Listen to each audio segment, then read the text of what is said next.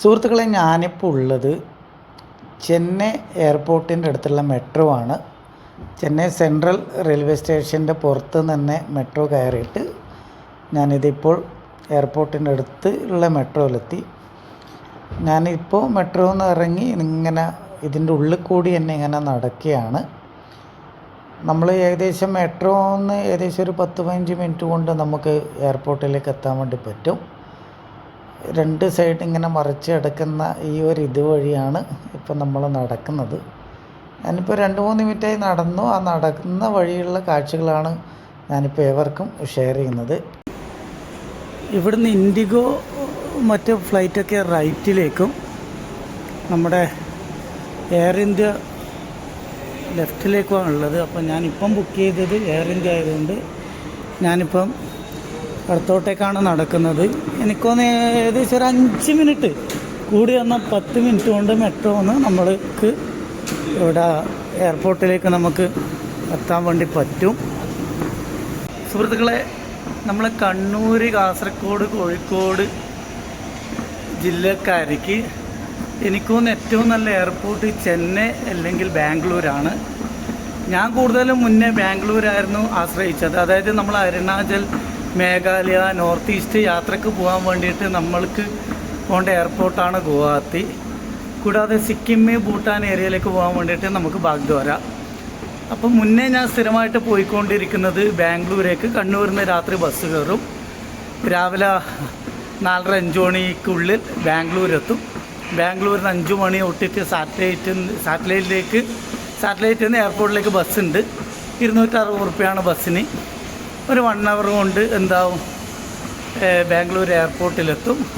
അവിടുന്ന് 8 മണി 9 മണിക്കുള്ള ഫ്ലൈറ്റൊക്കെ സുഖമായിട്ട് കിട്ടും. അങ്ങനെയായിരുന്നു ഞാൻ വന്നുകൊണ്ടിരുന്നത്. പക്ഷേ എനിക്കിപ്പോൾ ബസ് യാത്ര, ഒരു ഓവർനൈറ്റ് യാത്ര, ഉറക്കം പ്രോബ്ലം ആവുന്നതുകൊണ്ടാണ് പിന്നീട് മാറ്റിപ്പിടിക്കാൻ തീരുമാനിച്ചത്. അങ്ങനെയാണ് ഇപ്പോൾ ഞാൻ ചെന്നൈ വഴിയാണ് ഇങ്ങോട്ടേക്ക് കൂടുതൽ യാത്ര വരാറുള്ളത്.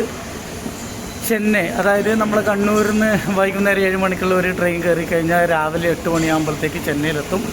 അതിലും നേരത്തെ എത്തുന്ന ട്രെയിനുണ്ട്. അങ്ങനെ വന്നു കഴിഞ്ഞാൽ ചെന്നൈ റെയിൽവേ സ്റ്റേഷനിൽ നിന്ന് സ്റ്റേഷൻ്റെ പുറത്ത് തന്നെ ഒരു 100 മീറ്റർ നടന്ന പാട് ആരോട് ചോദിച്ചാലും മതി ചെന്നൈ മെട്രോ സ്റ്റേഷൻ.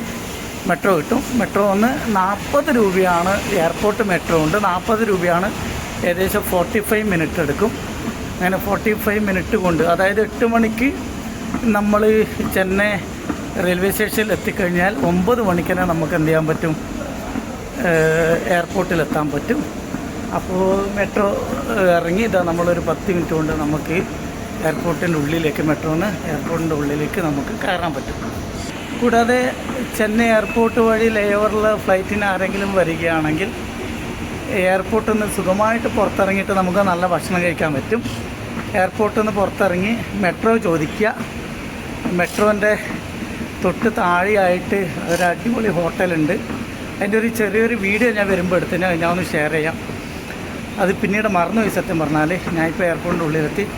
ആ ഒരു ഹോട്ടലിൽ നിന്ന് ഭക്ഷണം കഴിച്ചിട്ട് ഒരു 45 മിനിറ്റ് കൊണ്ട് നമുക്ക് ഭക്ഷണം കഴിച്ചിട്ട് സുഖമായിട്ട് വീണ്ടും എയർപോർട്ടിൻ്റെ ഉള്ളിലെത്താൻ പറ്റും. അപ്പോൾ ഏവരും അതും കൂടി ഒന്ന് പരിശ്രമിക്കുക. ഒരു ബഡ്ജറ്റായിട്ട് നല്ല അടിപൊളി ദോശക്കൊക്കെ 100 രൂപയേ ഉള്ളൂ. അങ്ങനെ നമുക്ക് ഈ ഒരു ചെന്നൈ ഒരു അടിപൊളിയാണ്. ഞാൻ കണ്ടിടത്തോളം എയർപോർട്ടിൻ്റെ അടുത്ത് നല്ല ഭക്ഷണം കിട്ടുന്ന വേറെ ഏരിയ ഒന്നും ഞാൻ കണ്ടിട്ടില്ല. ഇതിപ്പോൾ തൊട്ടടുത്താണ്. നമ്മളിപ്പോൾ ഈ കാണുന്നതാണ് ചെന്നൈ എയർപോർട്ടും മെട്രോ റെയിൽവേ സ്റ്റേഷൻ്റെ ഉൾഭാഗം. ഇവിടെ നിന്ന് തൃശ്ശൂലം റെയിൽവേ സ്റ്റേഷനിലേക്ക് താഴേക്കൊരു വഴിയുണ്ട്.